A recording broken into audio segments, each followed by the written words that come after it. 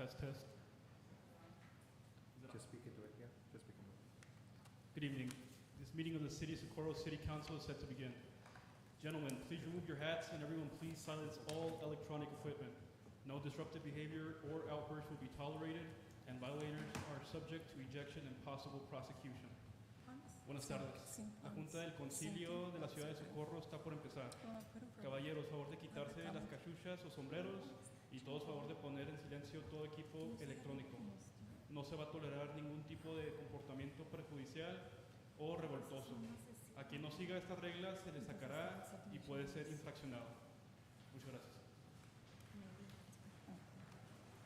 It is now 6:02 p.m. This meeting is called to order. Item number 2, Pledge of Allegiance and a moment of silence.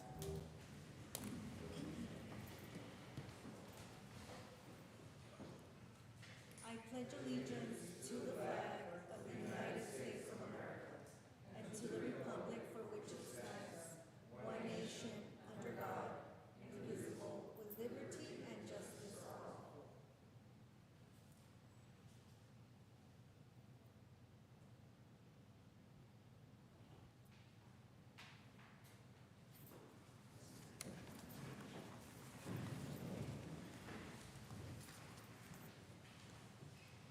Item number 3, Establishment of Quorum. Ruben Reyes. Here. Cesar Nevares is absent. Alejandro Garcia. Here. Mayor Ivy Avalos. Here. Rudy Cruz. Here. And Ivan Colombia Lobos is absent. Mayor, we have a quorum. Thank you. Item number 4, Public Comment. We have 3 speakers for public comment, Mayor. Our first speaker is Miriam Cruz. Go ahead, Ms. Cruz.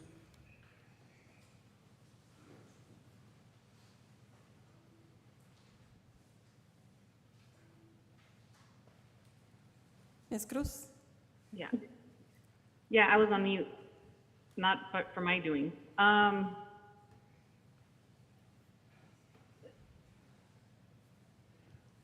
would like to address City Council once again that I would like to request respectfully that the public be allowed to join the meeting via Zoom.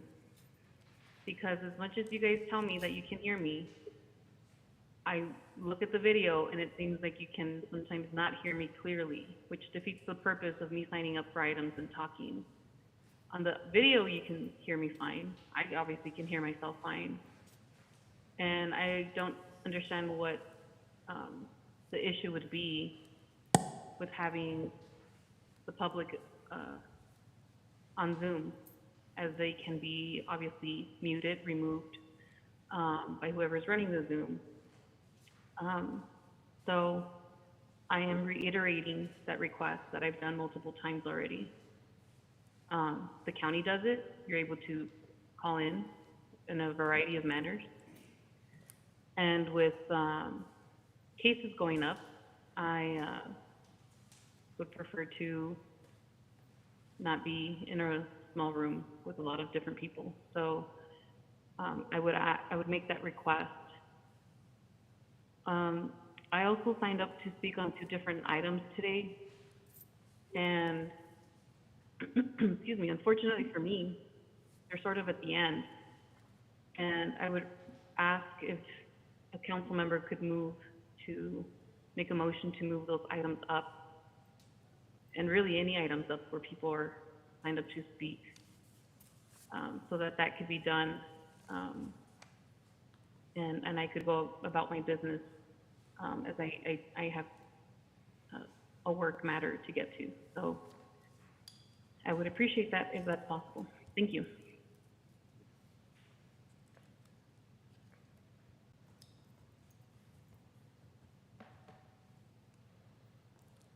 Javier Paz.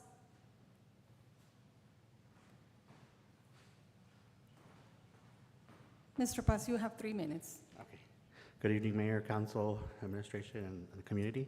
My name is Javier Paz. I'm Senior Policy Advisor for Commissioner Ileana Holguin. I know we only have 3 minutes, but I wanted to touch on a couple of things.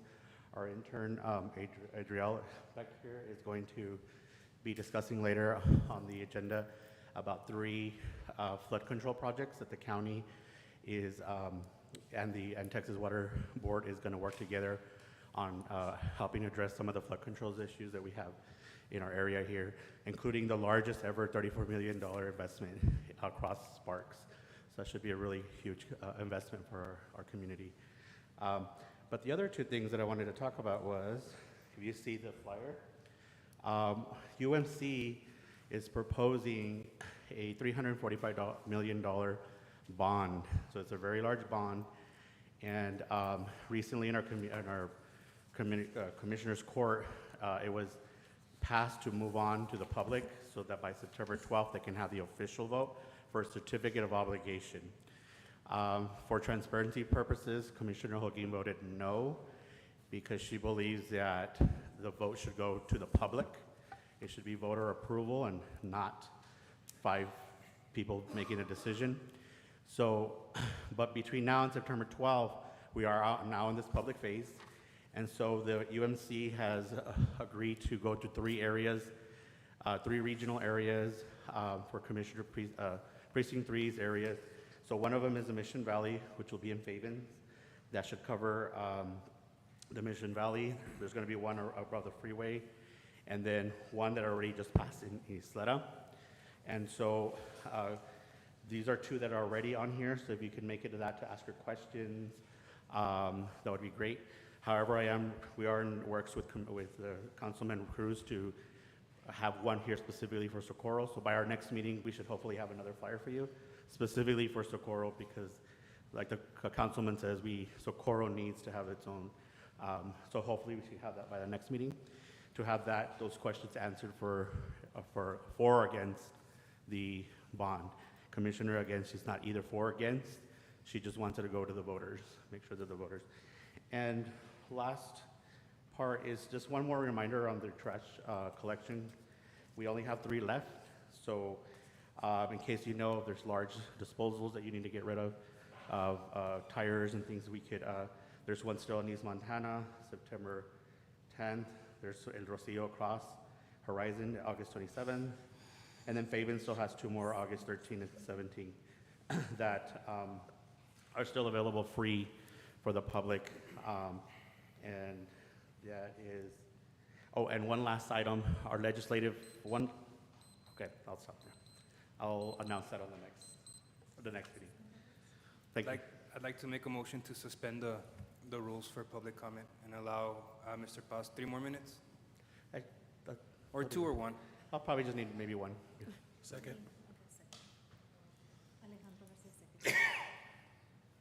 Okay. Ruben Reyes, Yes. Cesar Nevares is absent, Alejandro Garcia, Aye. Rudy Cruz, Yes. and Ivan Colombia Lobos is absent. Okay, thank you so much. What I was just going to say is that we just finished going over, the county passed our list of legislative priorities to go to the state that hopefully become ordinances. One of those is to begin to label tires. So as you know, tires are a huge problem for all over, especially across the freeway, even down in the Lower Mission Valley. And so with this legislation, hopefully it passes so that we can identify small tires, so that when we find tires in the middle of nowhere, we can figure out, well, why is your tire out here? We can start locating it. And so it's like an identifying thing to be able to catch people who just go throw out litter into the desert. And so hopefully that's one of our priorities that we've sent out. And also for developers to be able to, when they sell homes, to also make sure that they have drainage that goes with it, so they don't just buy homes that flood on their own property. And I look forward to the three presentations. I look forward for our intern to present to you our 3 flood control projects that will benefit Socorro. Thank you. Angelina Ramos. Ms. Ramos, you have 3 minutes. Yes, thank you. Mayor Avalos and Council, I just had a question that just kind of like has 3 parts. I just wanted to know who was in charge in the city of Socorro. Is it the Public Works or the Water District that is in charge? I think they're called sink ponds, the ones that are built for the water. Sink ponds, is that what they're called? Where all those big ditches are Funding areas. Retention ponds? Okay, those retention ponds, I've seen that all alongside the sidewalk that has been built. Well, there's a sidewalk, but then they've left, the city or whoever has built it, has left a piece, well, they've left dirt, and then there's a lot of tumbleweed and a lot of weeds that grow, and they're not properly cut soon, and then they just pull out by themselves. And I've seen that a lot of the drainages along the street are covered by that. So I don't know who's in charge of doing that, or how often they do it, or what. And also between, I didn't take the address, but there's also like an alleyway on Blue Valley between two homes, and it's the sand is this high, and the tumbleweeds too. And that's like, I really don't know what the purpose of that one is, but it just accumulates trash. Yes, ma'am, we'll report it to Public Works, so they can. Public Works, so if it does happen to just, if they go and get it done and then it happens again, we just call Public Works, is that it? Okay, thank you. Thank you. Mayor, those were all our speakers. Thank you. Moving on to presentations. Item number 5, presentation by the Office of the Honorable Commissioner Ileana Holguin regarding flood infrastructure improvements.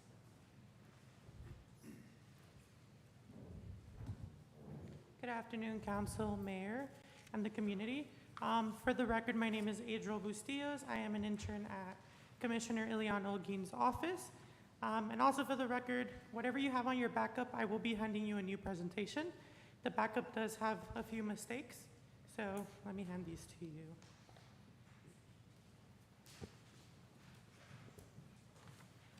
Thank you.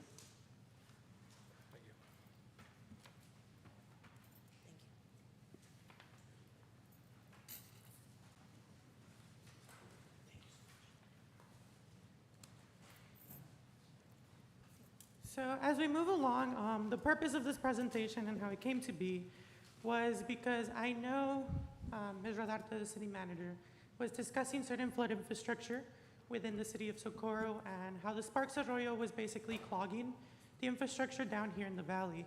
So I brought it up to County Commissioner Holguin, and it was best that we brought to you a presentation presenting all the projects that are being done by the county in collaboration with the Texas Water Development Board. So the first project I will be discussing, of course, is the Sparks Arroyo one, which is labeled as project number 4134. Actually, no, not the Sparks Arroyo, the Hacienda Real area. Basically, in this area, it's near the El Paso City landfill, which is up in Clint. And of course, it's a little further away from main areas of the city of Socorro, but it is important to account for it. If you look at that map area, it is above the freeway. It's sort of below the freeway, but the landfill is above the freeway. But any runoff does come down into your agricultural lands here in the city of Socorro as well. So with this project, we are moving forward to the purpose, which is in the next slide. It mostly is going to impact your areas, specifically with the flooding and sedimentation issues that have prompted the need for flood risk management.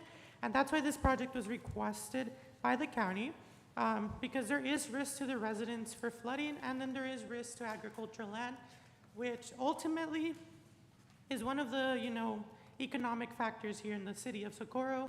And we want to make sure that agricultural land is still functional, even during monsoon season. So this project is to provide 2 detention basins, the structure to reduce erosion, and an embankment for flood and sediment pool storage.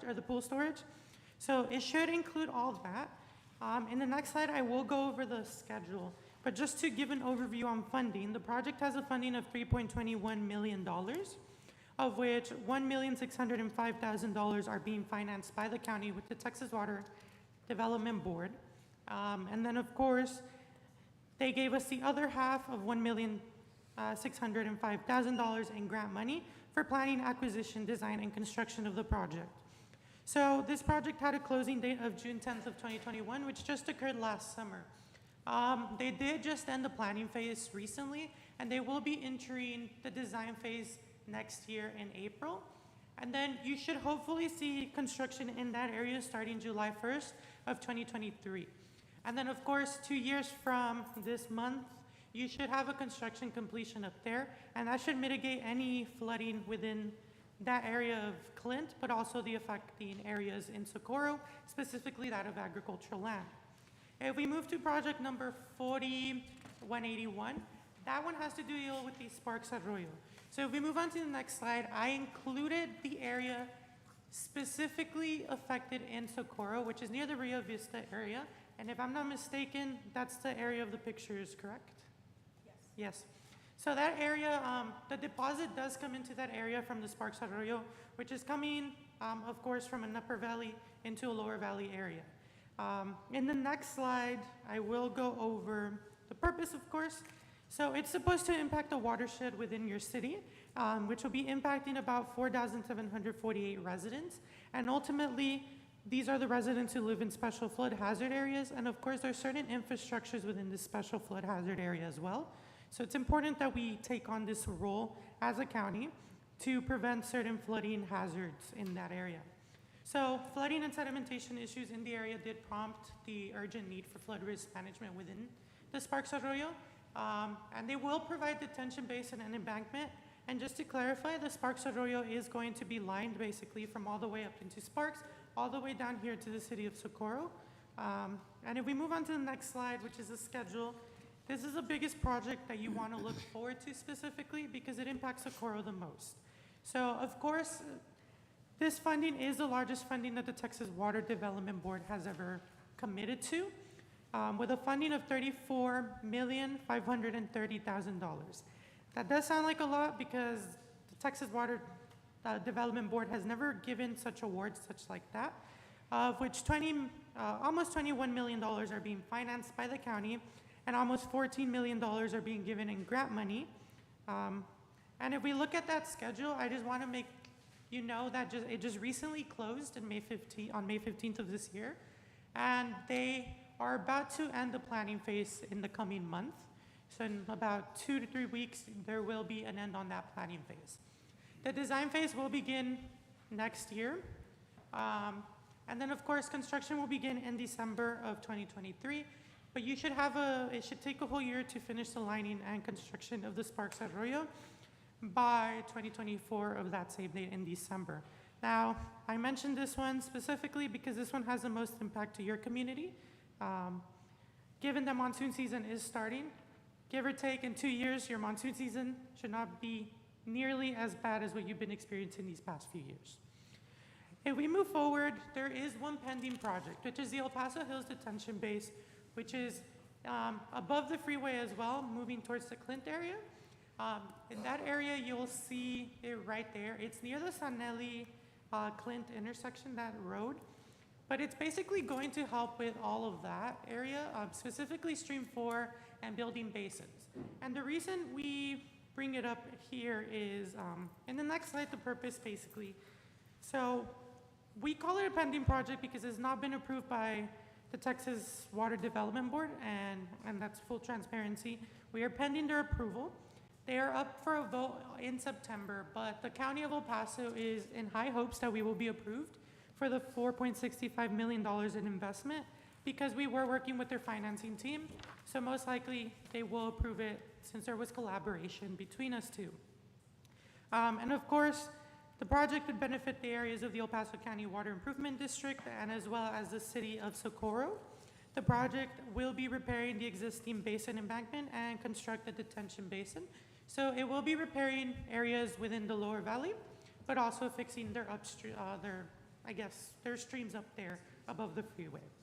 In the next slide, we will talk about my final point, which is the additional investment section. The additional investments are investments done by the county lately. So we have the water vac trucks. They also call them the water vac con trucks. So I need to make it clear that $1.8 million were invested from county funding. And this county funding obviously seems like a lot just for 4 trucks, but these trucks will actually mitigate any storm water that has caused flooding in any area of El Paso. So these 4 trucks are stationed on the west side, closer to the central area by Escarate, There's one on Montana Vista, and then there's one in the Fabens area, which will cover most of Precinct 3, which is Commissioner Holguin's precinct. Now, of course, these trucks were invested for the stormwater collection. So if we go to the next slide, you actually see that these trucks are very huge.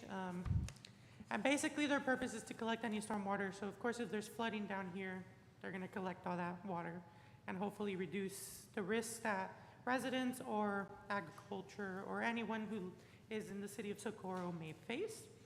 And of course, I am open to questions if you have any regarding our projects that are currently pending or that are taking effect. Ms. Rodarte? Thank you for the presentation. Yes. My question is for that project 4181, right? The Yes. one that you said it was gonna where is the construction gonna happen? In that yellow circle? So that's one of the basins from my understanding. I just highlighted the basin that is in the city of Socorro. From my understanding, in your backup, I did include the Texas Water Development Projects. From my understanding of the description that they gave us, it is that they will be covering from up there in Sparks and then looking at the basins and most likely like lining up the basins. So most likely you could see construction in your area if that's where most of the flooding risk management needs to take. But that's not the construction project Not fully, location? no. Okay, Since it's such a big project, it's happening from all the way up there to down here. I just highlighted that to make sure to highlight where Socorro could get affected okay, and its benefits to it. okay, thank you. Mhm. Any further questions? Mr. Reyes? I got a question, and I think I'm gonna put you in the spot. As far as the water vacuum trucks, if we were ever to need one, who do we contact? Well, I barely learned about the vacuum trucks today. So, from my understanding, you would call Public Works or the Roads and Bridges Warehouse, because the Roads and Bridges Warehouse is the one who stores the truck in Fabens. We'll get Yes. your number, and then we'll give you a call. Yeah. Thank you for that presentation. Yes, of That course. was Any my further question. Thank you. questions? Thank you. Yes, of course. Thank you. Thank you, Council and Mayor. Ma'am, this time I would like to make a motion to move items 21 and 22. Second. Ruben Reyes, Yes. Cesar Nevares is absent, Alejandro Garcia, Aye. Rudy Cruz, Yes. and Ivan Colombia Lobos is absent. Moving to City Manager, item number 21, discussion and action to approve the legislative agenda for the 88th State Legislative Session. Motion to approve? Second. Good evening, Mayor and Council. We do have Ms. Marisa Marquez and Rick Armendariz from Forma Group that is going to present our legislative agenda for the 88th state legislation. Good afternoon, Rick Armendariz from Forma. We're your city lobbyists. Have Marisa Marquez back there. What we'd like to do today is go ahead and do this presentation on the upcoming session, the 88th State Legislative Session agenda. Rather than wait till the end and answer any questions, if there's any questions throughout the presentation, please stop me, and either myself or Marisa will be hopefully able to answer whatever questions you have. If you're looking at the backup material, if you go to page 3, General Legislative Policy.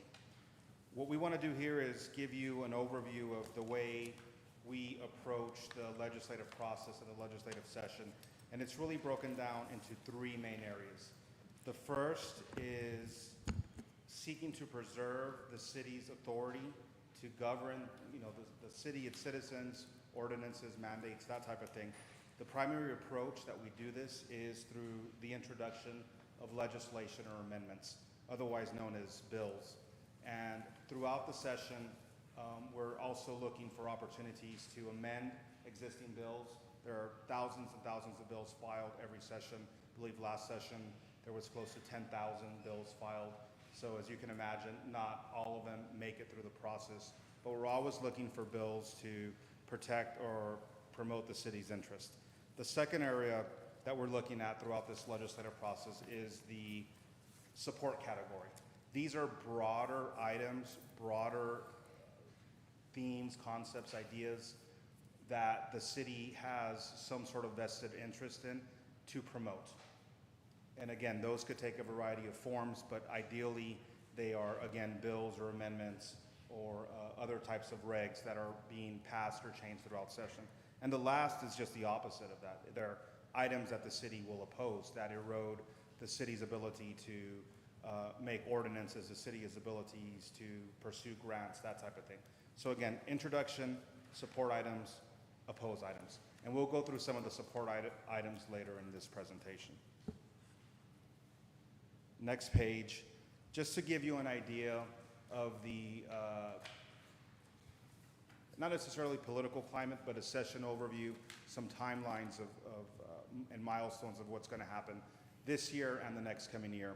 So session begins January 10th, 2023. Unlike last session, which was, because of COVID, a little hard to navigate. Some offices were still closed. A lot of people were still doing Zoom meetings. It was just harder access to staff and members, Senator's House, et cetera, agency. This session, we believe that it'll be 98% open, 99% open. It'll be a very, very different scenario than last session.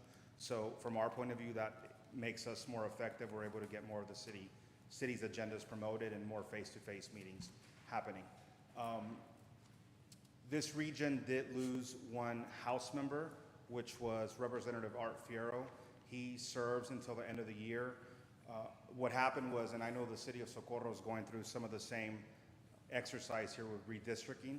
What happened is the population grew in the county of El Paso. However, in other parts of the state, it grew a lot more than El Paso County. So we kind of expanded out, and our 5 House members became about four and a quarter House members. So our El Paso delegation members are Senator Cesar Blanco, Representative Joe Moody, Representative Mary Gonzalez, Representative Lina Ortega, Representative Eddie Morales. That, previous to this redistricting, he just came up right on the El Paso County line, right next to Hudspeth County. Now he comes into areas in far east El Paso by the Loop and parts north of Montana, east of 375. So his district expands all the way down to Valverde, Kinney, Reeves County. It's one of the largest districts in the state. And then finally, we have Representative Claudia Ordaz Perez. So those members, even though, again, it's 5 House members and 1 Senate, that 1 House member, Eddie Morales, is a partial district. So we're going in with a little bit different scenario than we have in the last couple of sessions. And on the House side, there's always an election of a speaker, but we do not expect there to be any changes. So what has happened during the interim? What are some of the major items that leadership has been looking at? And when we talk about leadership, we're talking about the governor's office, the lieutenant governor's office, and the speaker of the House on the House side. And really, the House Speaker and the Lieutenant Governor set the tone for these interim assignments. That's really the work that the lawmakers do between the last session, they call it a break, but it's not really a break, and the beginning of the new legislative session. So a couple of things have happened since we prepared this report. The most important being that the comptroller has announced a $27 billion surplus in the state budget. That does not mean there's $27 billion available. That means that there will be a lot more flexibility in funding other programs. There are some constitutional caps on this $27 billion. There's other regulations that committees, et cetera, lawmakers have to adhere to. But for the most part, it's a much different scenario than we had 1 session ago. The 2 items that leadership is really looking at is criminal justice and healthcare, especially mental health. We all know the tragedy that happened in Uvalde.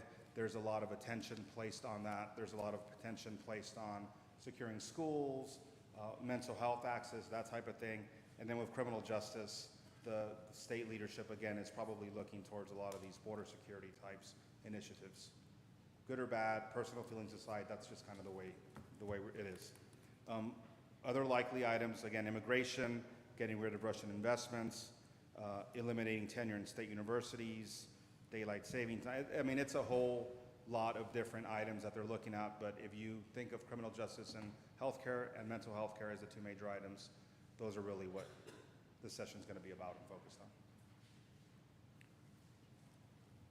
The next slide, the City of Socorro priority legislative issues. These really have not changed much from last session, with the exception of, I don't think this slide is up there. There we go. And again, we're keeping these broad because if you really narrow it down, then we become limited in our ability to build or identify these opportunities under these projects or under these definitions. So we have waste and wastewater, expansion of municipal powers, solid waste, historical preservation and tourism, and then the American Rescue Plan Act, ARPA money. We're not quite sure what form that will take, but we know there will be some funding there. So our goal is to try to identify funding that the City of Socorro can apply for, ask for, all of the above. Again, these items are very similar to last session, although I know we are well ahead of our time schedule from last year. We've been your lobby team since the last session, so we're in a much better place here as far as identifying these projects.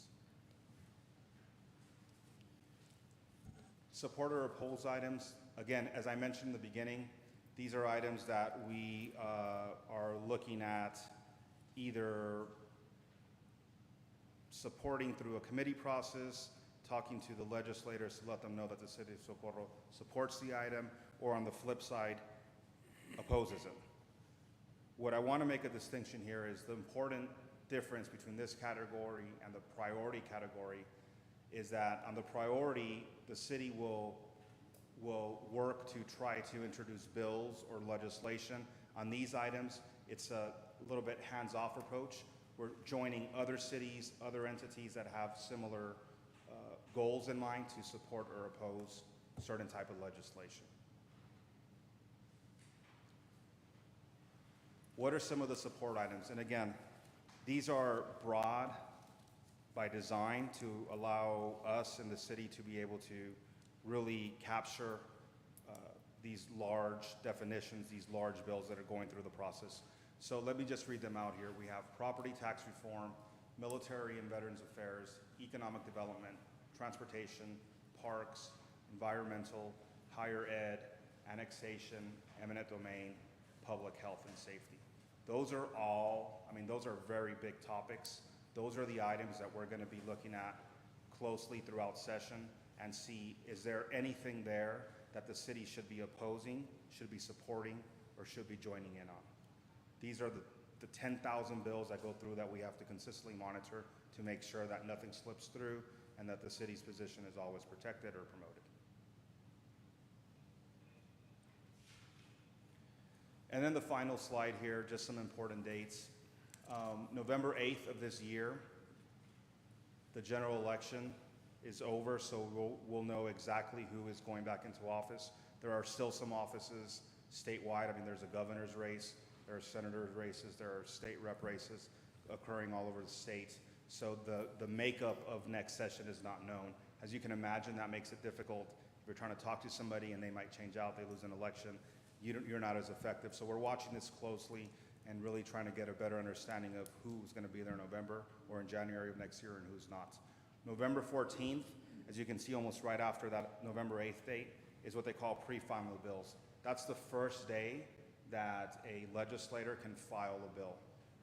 Traditionally, the earlier you file a bill, you get a lower, they call a bill number, 002, 10, 15, etc. And that just, not always, but it's almost a superstitious type of thing where it's, you have a better chance of it passing or people taking more seriously. Again, that's not necessarily the case. Bills are introduced throughout the entire session. It really doesn't matter. What matters is the effort behind it. January 10th, 2023, swearing-in day and start of session. That's a good day to meet the new legislators, reintroduce yourself to local legislators, committee chair people, etc. That's a good day. It's social in nature, but it's a good day to talk to those different legislators. March 10th is another important deadline. That's the 60-day deadline for filing bills. Anytime after March 10th, anything you do has to be amended onto a current bill. You cannot introduce any legislation whatsoever. Well, with the exception of local bills, but that's a whole, so 60-day deadline, March 10th. And then the last day of session, May 29th. So it's 5.5 months, it's compact. We are one of, I think, 4 states in the nation that still has a legislative session every other year. By far, we're the largest state that does that, so it might not, some people say it's efficient, some people say it's not. But good or bad, that's the way Texas operates. And that concludes the presentation here, so I'd be glad to answer any questions or give more detail on anything.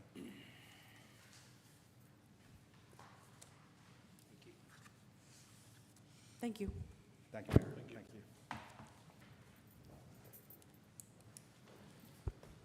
Ruben Reyes. Yes. Cesar Nevares is absent. Alejandro Garcia. Aye. Rudy Cruz. Yes. And Ivan Colombia Lobos is absent. Item number 22, discussion and action to approve the appointment of Dr. Elizabeth Ponce Lugo to the Historical Landmark Commission, Place 6. Motion to approve? Second. Ruben Reyes. Yes. Cesar Nevares is absent. Alejandro Garcia. Aye. Rudy Cruz. Yes. And Ivan Colombia Lobos is absent.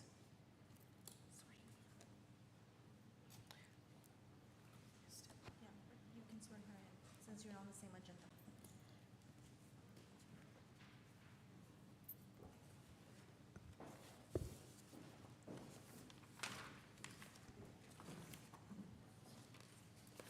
Would Dr. Elizabeth Ponce Lugo please stand up or Please come come. forward, please?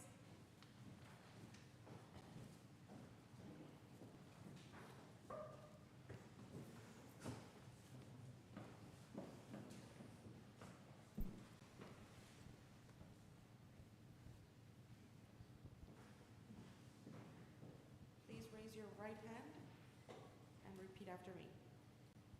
I state your name.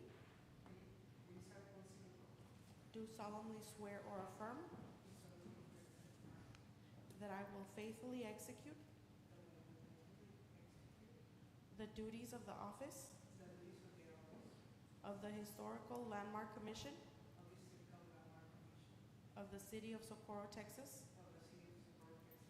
and will, to the best of my ability, preserve, protect, and defend the Constitution and the laws of the United States and of this state.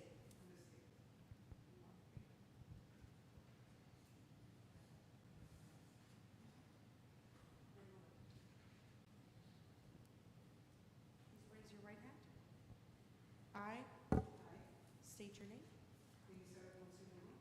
Do solemnly swear or affirm that I have not directly or indirectly paid, offered, promised to pay, contributed, or promised to contribute any money or thing of value, or promised any public or employment as reward to secure my appointment or confirmation thereof. Thank you. Congratulations.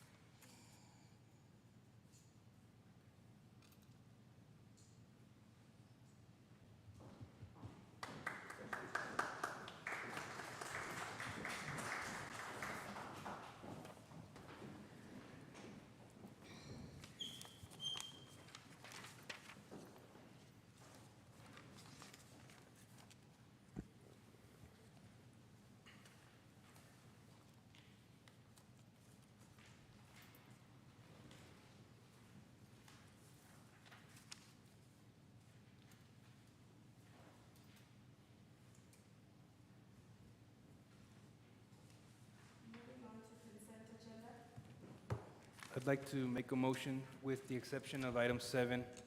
My motion is to move item 7 into regular agenda to address some corrections. Second.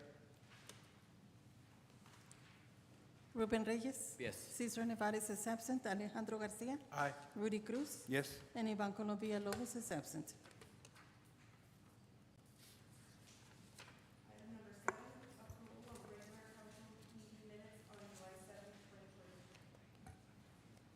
Good evening, Mayor and Council. The reason I asked for this item to be removed into regular session, I did find an error on item 22. It has was motioned by Cesar Nevares and seconded by Mr. Nevares, and then it was missing the LED lighting as part of the motion. So we are requesting that a correction is made before you approve, which is a motion was made by Cesar Nevares, seconded by Alejandro Garcia, to approve item number 22 with the stipulation that the streetlights be LED. Motion to approve with amendments, with a, Correct, so just the motion be as Ms. Rodarte wrote it, and then we have. So motion and then second, she'll make the correction, and then you can pass the minutes. So your motion should be approve minutes approve. with a correction to item 22. Approve minutes with corrections to item 22. Second? Ruben Reyes. Yes. Cesar Nevares is absent. Alejandro Garcia. Aye. Rudy Cruz. Yes? And Ivan Colombia Villalobos is absent.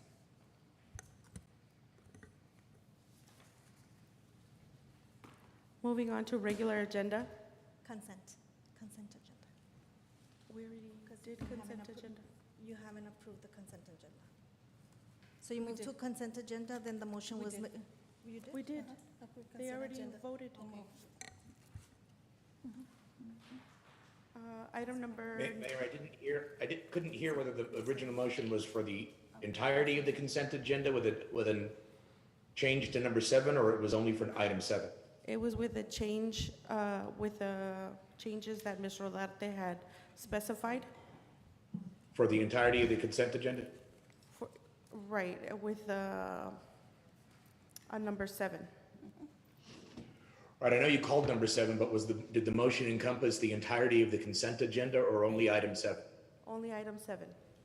Oh, okay, so then you still need to address 8. We just moved 7 to, Yeah, we just moved 7 to correct. regular. and now we're going back to you. Now we're going back to regular agenda. Or it was under regular agenda and moving on to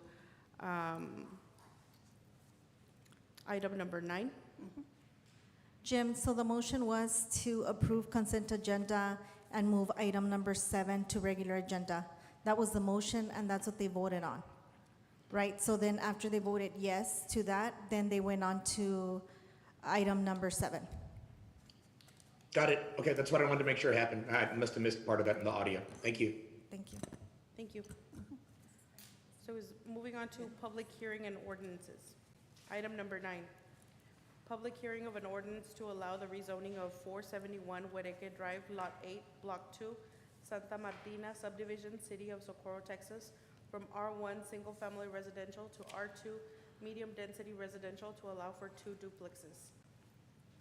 It is now 6:45 PM. Public hearing is open.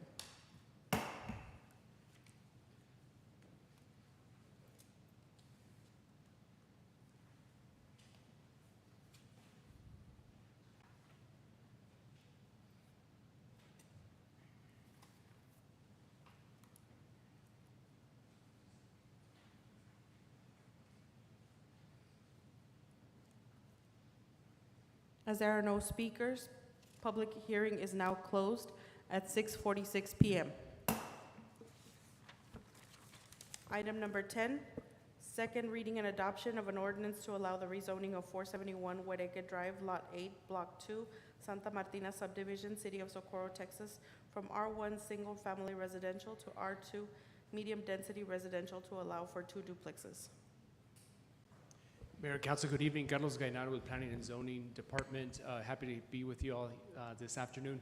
So this is the first case for the evening, and it's a rezoning, and the request is to rezone from R1 to R2. It meets all the other standards of the R2 zoning district, and so it's a straight-up rezoning, and the request is to allow for 2 duplex units on the lot. And I'll walk you through it. I know that it's probably the first time that the mayor and council has seen a request for essentially 4 units, 2 duplex structures, but in our estimation, the lot is 20,000 square feet. And so in the R2, the minimum square footage for each lot is 10,000 square feet.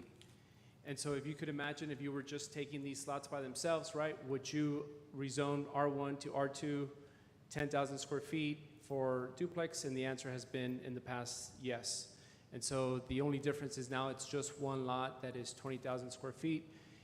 In speaking with the applicant, they have brought in a site plan that looks great, beautiful landscaping, beautiful facade, plenty of parking, pond in the back. And so from our point of view, from the rezoning right from R1 to R2, to allow the 4 units makes sense.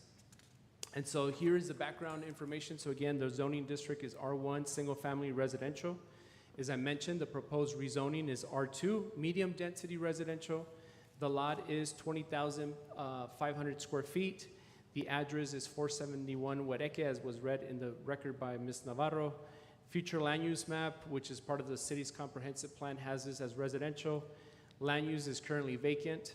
And then the request is, again, to reiterate, is request to R1, R2 to allow for 2 duplex units on the lot. Staff is recommending approval, and the planning and zoning voted to approve on June 21st of this year. Here's the location map. Next slide, please. So again, you see the lot on Huereque, near North Loop and Hueletka. Here's the zoning district map. It's R1.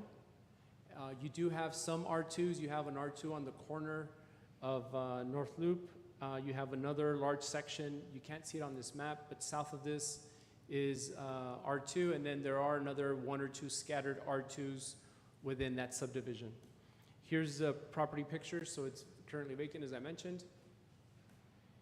The aerial of the parcel. Next slide, please. Next slide just shows another view of the parcel. Final view of the aerials show just a larger image.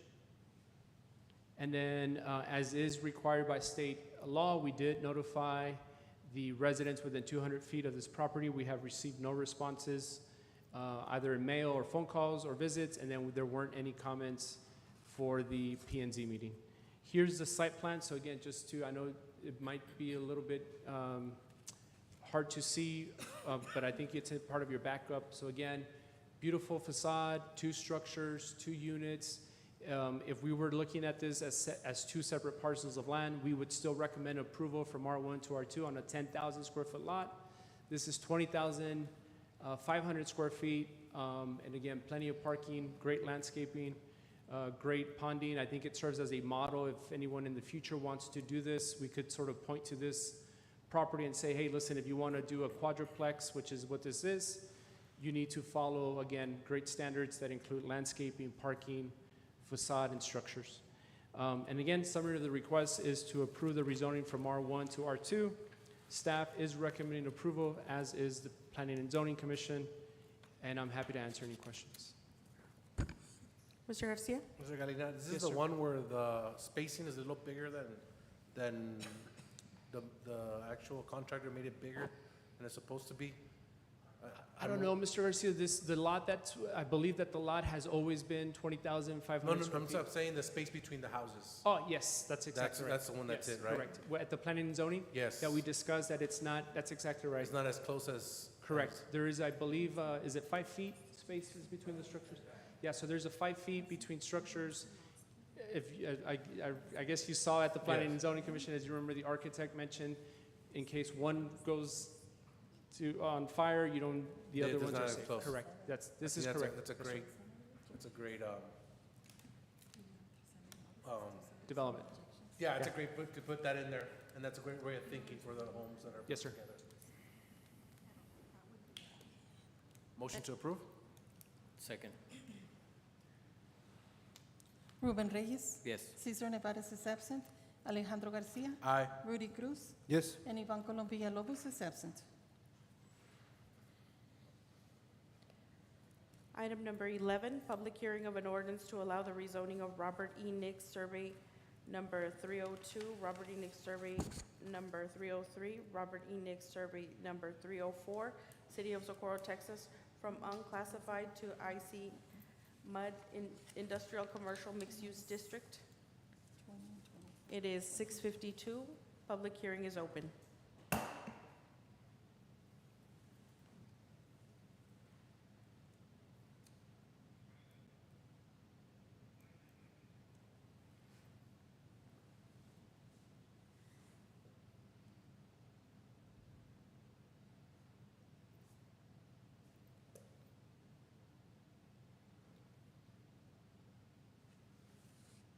As there are no speakers, public hearing is closed at 6:53 p.m. Item number 12, second reading and adoption of an ordinance to allow the rezoning of Robert E. Nix Survey Number 302, Robert E. Nix Survey Number 303, Robert E. Nix Survey Number 304, City of Socorro, Texas, from unclassified to IC Mud Industrial Commercial Mixed-Use District. Mayor and Council, once again, Carlos Gainat. Before I begin the presentation, I do want to point out a clarification on the staff report, and I know that Ms. Navarro read a legal description into the record, as did the mayor, and so just want to, before I give the presentation, on this particular case, you will not be voting. There's three different parcels, large, medium, and small. You will not be voting on essentially the legal description for Robert E. Nix, survey number 303. When we posted it to the Planning and Zoning Commission, both for introduction and public hearing, and when we sent letters to the residents, and when we posted to the El Paso Times, we neglected to include that one particular parcel of land. So you can't vote on it, and when we took it to the P&Z on Tuesday, we also made that clarification. And so essentially what went to the P&Z was 302 and 304. And so again, for your on this particular agenda, it includes all three, so we're just striking 303, and then we'll bring that to you in 2 weeks for introduction, and then 4 weeks for public hearing.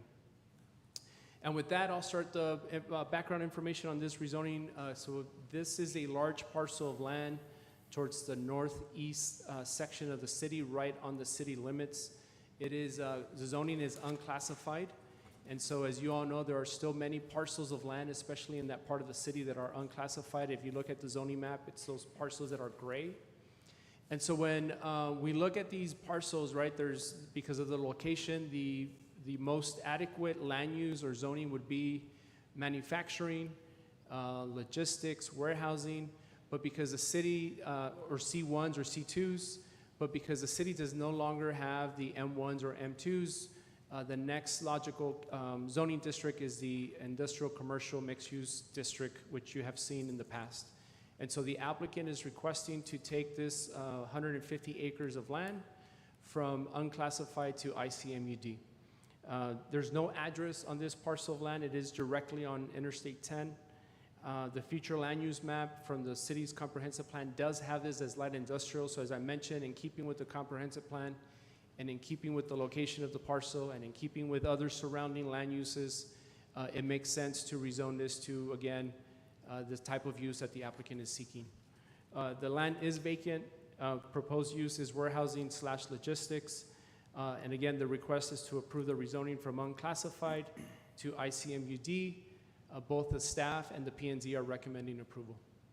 Here's the location map. So again, as I mentioned, it's directly inside the city limits, but just barely. It is on I-10. Here is the zoning map. And so as I mentioned, you will only be looking at 302 and 304 Robert E. Nix. And it is unclassified as per the zoning map. And as I mentioned, the other surrounding land uses or zoning districts are M1s, M2s, C2s, right? Heavy industrial, heavy manufacturing.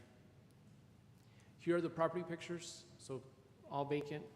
Here's the aerial. Here's another view of the aerial. And then as I mentioned, because this is a rezoning and it is a public hearing, it does require the notices to the public. And as of today, we have received no correspondence from any residents, and we did not receive any public comments at the P&Z. Here's the site plan. Next slide, please. And so, yeah, if you could, one more. Yeah, there we go.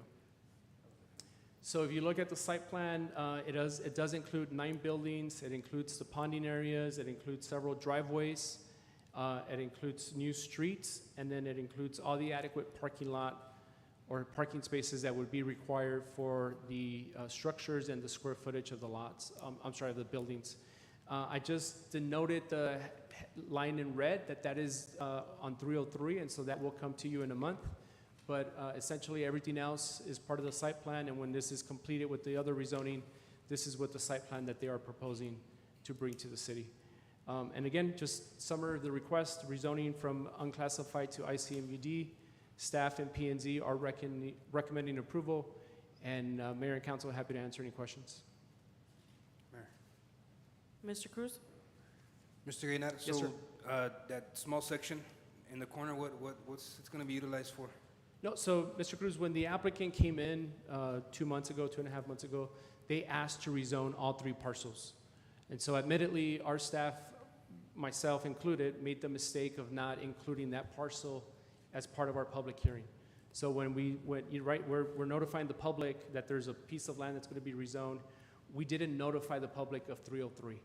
And so when speaking with the applicant on Monday, he was okay. He was really, Mr. Escobar and Jorge Azcárate, they really wanted the larger piece to go forward. And so in its totality, Mr. Cruz, that is going to include a building that's shown. It's part of your backup. You could see it.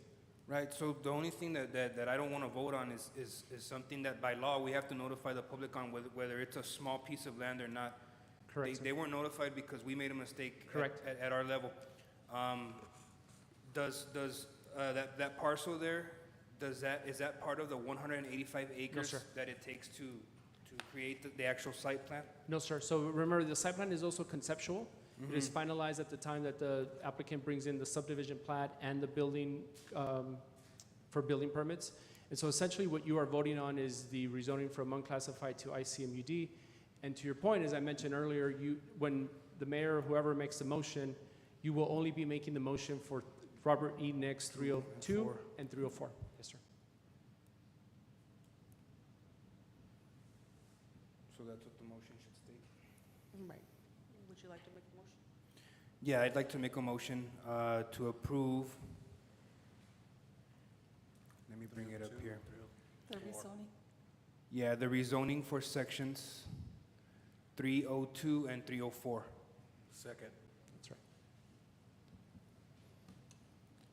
Ruben Reyes. Yes. Cesar Nevares is absent. Alejandro Garcia. Aye. Rudy Cruz. Yes. And Ivan Colombia Lobos is absent.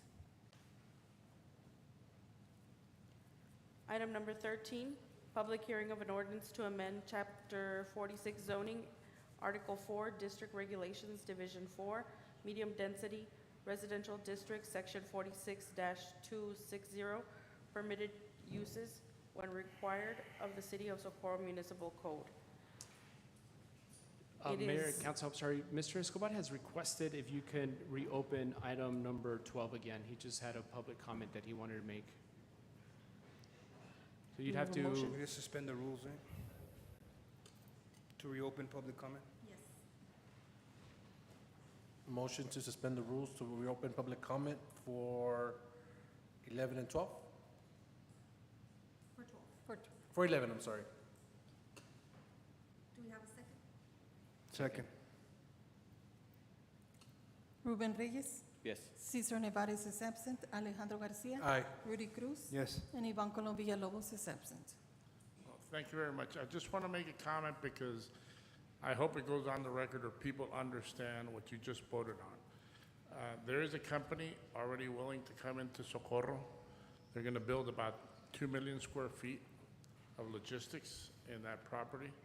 So that'll bring thousands of new jobs into Socorro, plus the taxing of these humongous companies. So I just want to make sure that they understand it's just not a rezoning, but it's bringing of jobs and opportunities into the city of Socorro.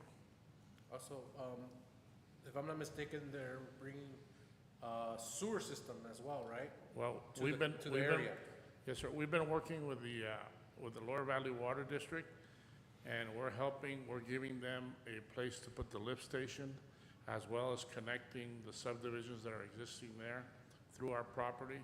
So all that area now is gonna have sewer. It's 800 acres plus the neighborhoods that are already there. So all are gonna be connected through the streets that we're putting in. So there's gonna be sewer, water now, all that on all those areas. Awesome, thank you. Thank you very much. Thank you. Thank you.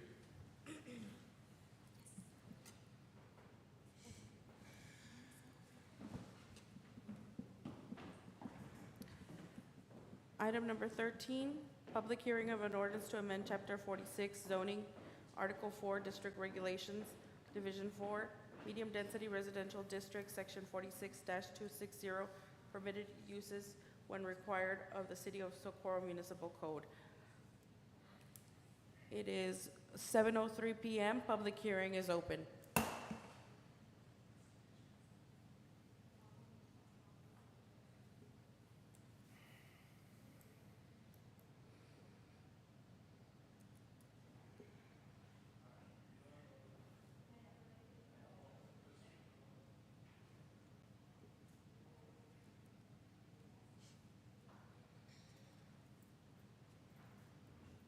As there are no speakers, public hearing is now closed at 7:03 PM. Item number 14, second reading and adoption of an ordinance to amend Chapter 46 zoning, Article 4, District Regulations, Division 4, Medium Density Residential District, Section 46-260, permitted uses when required of the City of Socorro Municipal Code. Good evening, Mayor and Council. Carlos Gainard once again. So this is an easy fix, and if you remember, about a month ago, you all had put an item on the agenda for staff to review the distance of the rear setback for swimming pools. And so in reviewing the code, this is the first item for residential R2 zoning district. And so the language that's in front of you currently reads as follows: a private swimming pool is permitted only when a protective fence 4 feet in height is provided around the yard, lot, or pool area. The pool shall be no closer than 10 feet, which is what is currently there. We're striking that and allowing the setback that's closer to 5 feet. And it reads 5 feet from any property line, and approval from all utilities is required to ensure safety. This is in keeping with the R1. The R1 has the 5 feet, not the 10 feet. And so, again, this was a request from the mayor and council, and we're just bringing it forward. Do we have a motion? Motion to approve. Second. Ruben Reyes, Yes. Cesar Nevares is absent. Alejandro Garcia, Aye. Rudy Cruz, Yes. and Ivan Colombia Lobos is absent.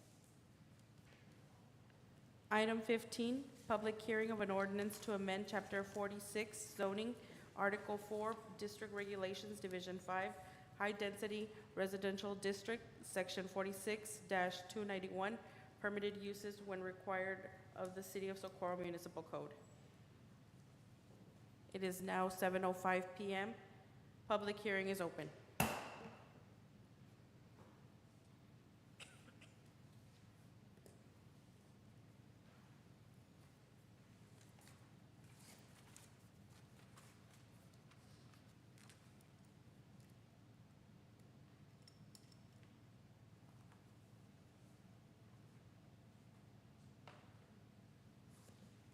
As there are no speakers, public hearing is closed at 7:06 PM.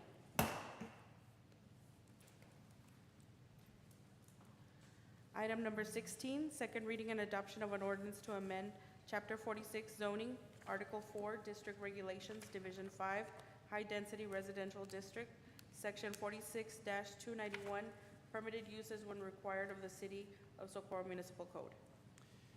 Mayor and council, same as R2s, this is for R3. When we looked at the code, although one can no longer rezone to an R3 zoning district, there are still R3 zoning districts within the City of Socorro. And so we just figured we'd get ahead of it before someone else comes in with a swimming pool and an R3 with the same issue. And so it's the exact same language as the one you previously heard, only for the R3 zoning district. Motion to approve? Second. Ruben Reyes, Yes. Cesar Nevares is absent. Alejandro Garcia. Aye. Rudy Cruz. Yes. And Ivan Colo Villalobos is absent. Moving on to Grants Department, item number 17.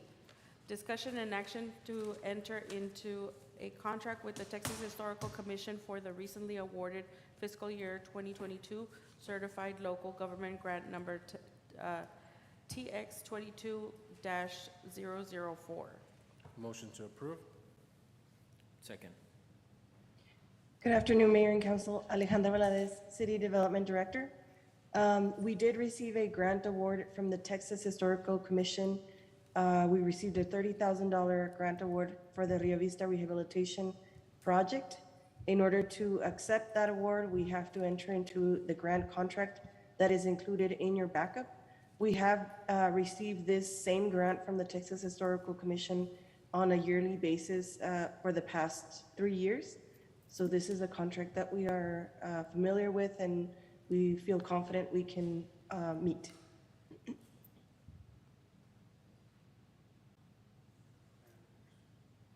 Mr. Cruz? I have a question in regards to reimbursement. So there's a match on this, correct? Yes, there is a match. The match for these grants is always 1-to-1.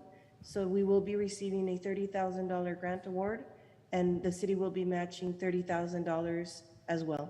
So my question is, because it states in the language, and maybe I'm confusing it with something else, but instead of matching the $30,000, it also states that this can come in the form of either services, donated services, cash match, or matching share.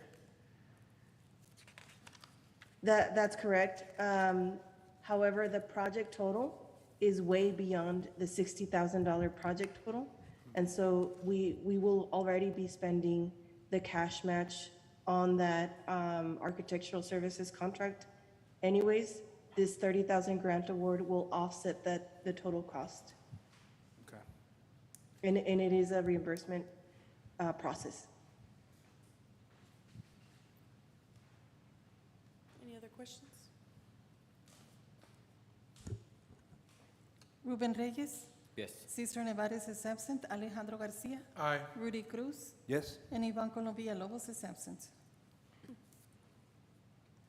Item number 18, discussion and action to ratify funding agreement amendment number 2 for the existing Texas Historical Commission Texas Preservation Trust Fund agreement for project number TPTF 20-002-P-0. Motion to approve. Second.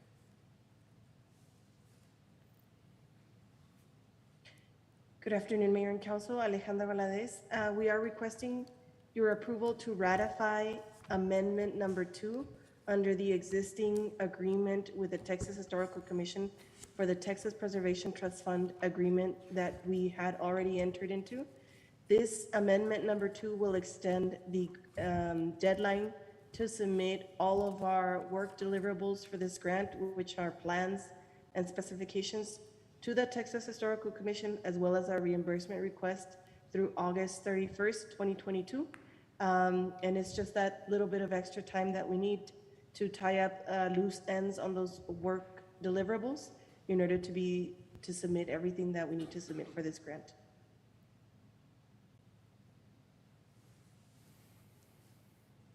Motion to approve? We have a motion. Second. Ruben Reyes. Yes. Cesar Nevares is absent. Alejandro Garcia. Aye. Rudy Cruz. Yes. And Ivan Colo Villalobos is absent.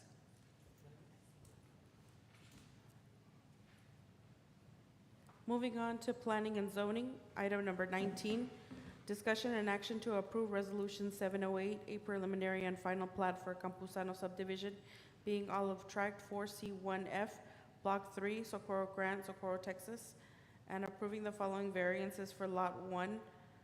1, allow a 40.1-foot front yard setback for the house and a 41.4-foot front yard setback for the garage. 2, allow a 1.4-foot side yard setback for the house. And 3, allow 7.5-foot side yard setback for the garage. Mayor and Council, once again, Carlos Gainad. The presentation slide that is on there, I just realized is incorrect, but essentially I'll read off the staff report. So the zoning is A1. This is a subdivision combination, so it's a preliminary and a final, as I've explained to you in the past, right? When there's no public improvements being dedicated to the city, they could do the combination together. This is essentially a lot split, so it's a 3.9, I'm sorry, it is a Your time is 2.9. up. I know. Time's up. Ready to vote? It is a 2.9 size acre lot. And again, the request is for a preliminary final plat, and then there are 3 variances only because, again, as might happen in many instances in the city of Socorro, these are structures that have been built a long, long time ago. And when you create new lot lines, it creates these variances that need to be bred into the record as part of the subdivision plat. Next slide, please. Next slide. Here is the location. So on this one, it fronts Horizon and Delilah. It has frontage on both. Next slide. Here's the zoning. Again, it's A1 agricultural, and it's almost 3 acres in size. Here's the property pictures. It does have a single-family home, and it does have my understanding, it's a old, not in use horse farm on the other side. So that's the aerials. Here's another view of the aerial. Yep, that's the lot. And then another larger view of the aerial for greater context. And here is the preliminary plat. So the preliminary plat shows all the different lot lines. It shows all the different structures. We have reviewed that. Here is the final plat. And so what I did is that line in blue, that's a little haphazard, but that's the line, that's the new line. So the area in red is what is currently there, the 2.9 acres. The blue is the separation of now 2 different lots. And then here are just a little bit more explanation on the variances. So again, this is on the lot that it has the single-family home in the garage. And so again, once we have to see these plats with structures on them, we want to correct the different variances and the setbacks. And so the first one is the A1 requires a 35-foot setback. The current structures are 40 and 41 for the house and the garage, which is the square in blue. So that's the first one. The side yard setback on the A1 is 15 feet. The house is at 1.4 feet of the property line on the right. And then the garage is at is at 7.4 on the left. And with that, staff is recommending approval of both the preliminary and final plat and of the variances. And then staff and P&Z are also recommending approval. Happy to answer any questions. I have a question. Mr. Cruz? So what, the mistake that was mentioned at the very beginning, what was that? What was the? The presentation, Mr. Cruz, didn't have the first slide didn't have it had the information from a previous case. Oh, okay. So all they're wanting to do is build a detached garage? No, sir. So the house and the garage are there.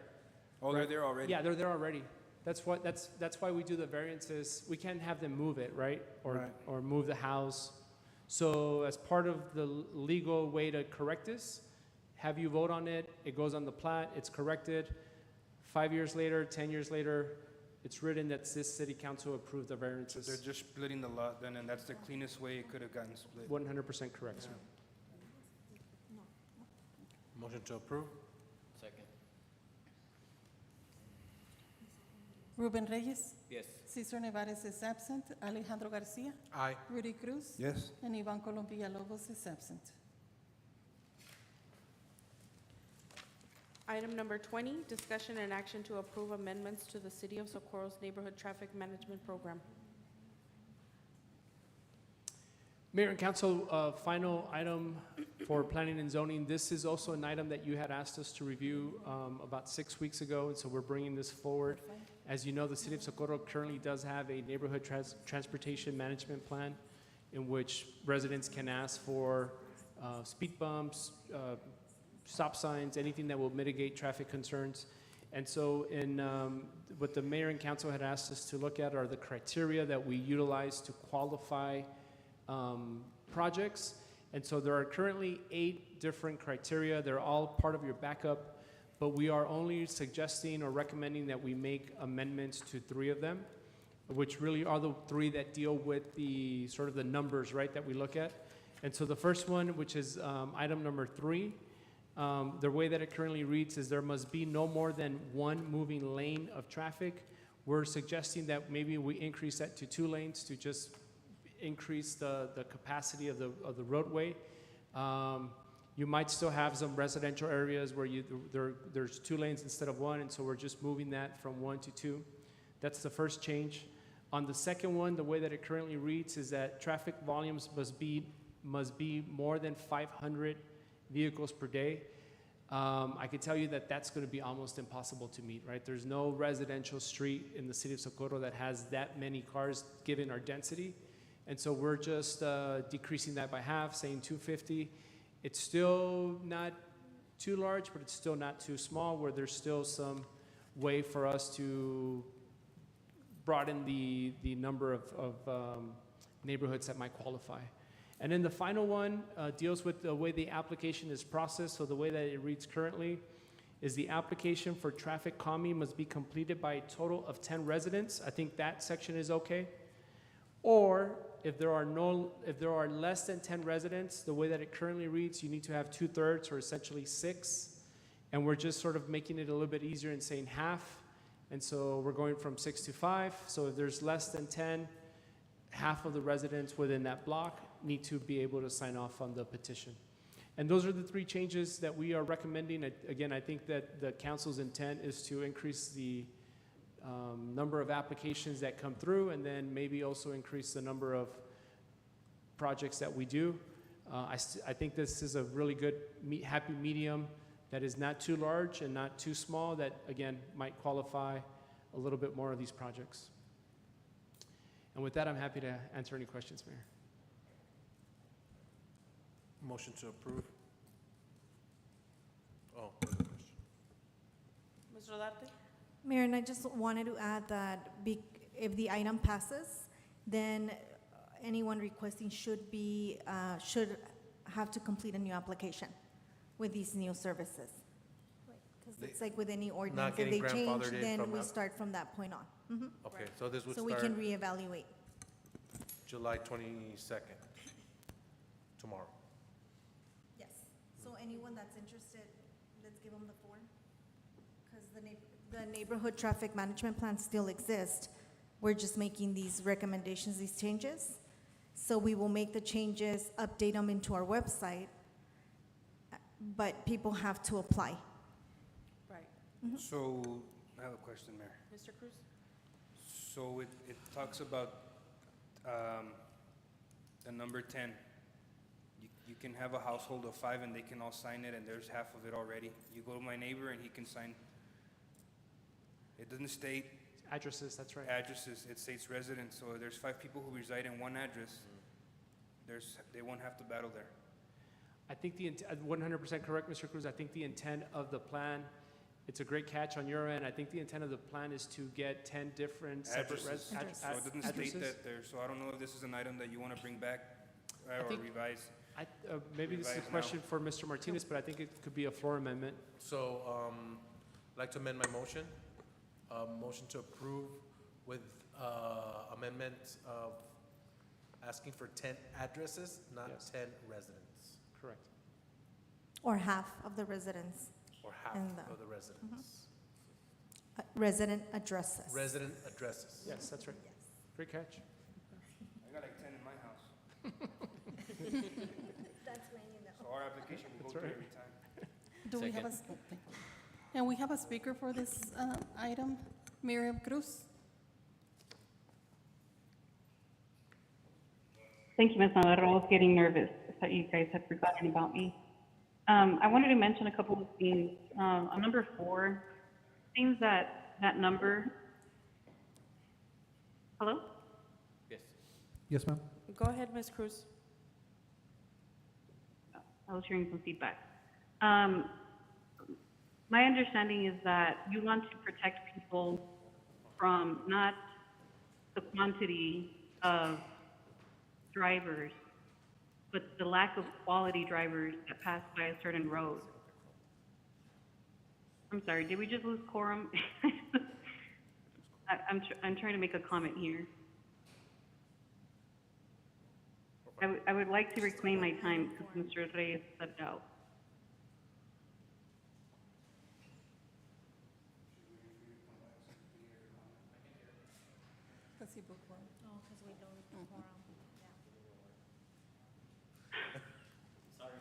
Well, anyway, I guess I'll keep going. 'Cause no one's responding. So my other concern is that, there is a section, number 5, that says that the speed limit would be between 20 to 30 miles per hour.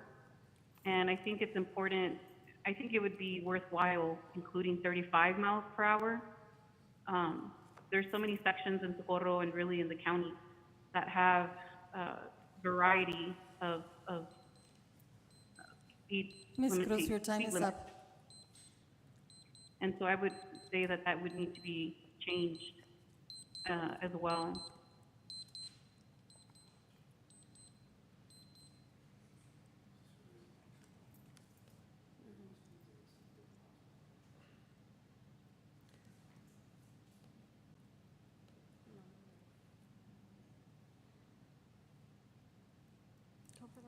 Do a motion?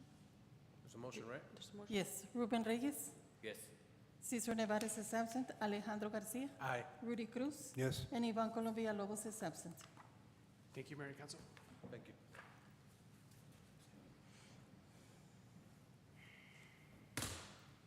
Item number 23, discussion and action to approve mayor, council, and/or staff to attend Texas Municipal League TML Region 4 quarterly meeting in Fort Stockton, Texas on August 5th, 2022.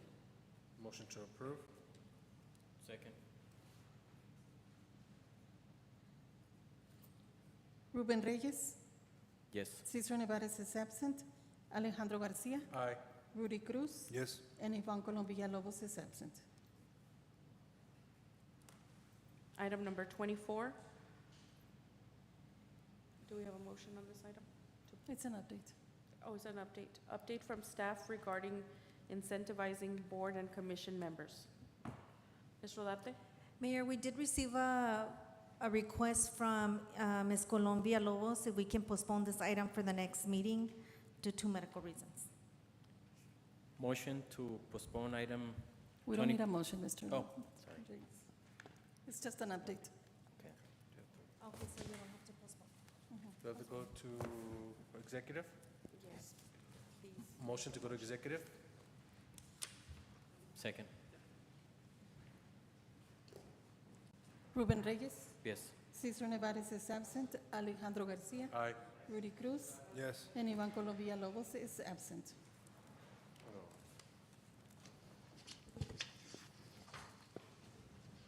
It is 7:25 PM. We are now in executive.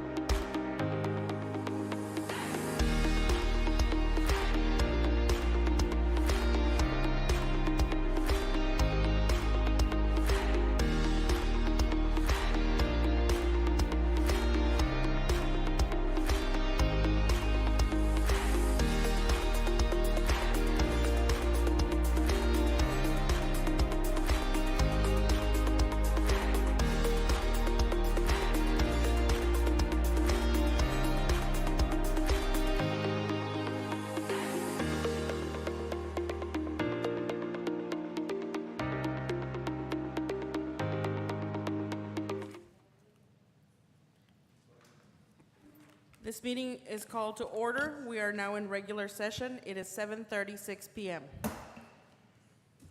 Item number 28, discussion and action regarding Texas Gas Service Annual Gas Reliability Infrastructure Program, GRIP, application for annual interim rate adjustment, RRC, number 8972, matter number 22-1008-189-551.071. Motion to deny the application. Second. Ruben Reyes, Yes. Cesar Nevares is absent. Alejandro Garcia, Aye. Rudy Cruz, Yes. and Ivan Colom Villalobos is absent.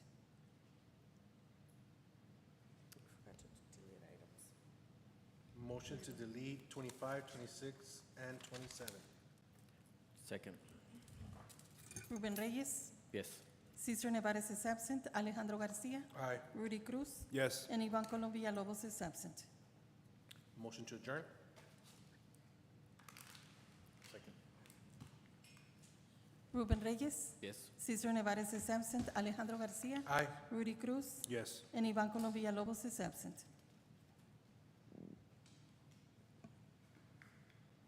It is 7:37 PM. Meeting adjourned.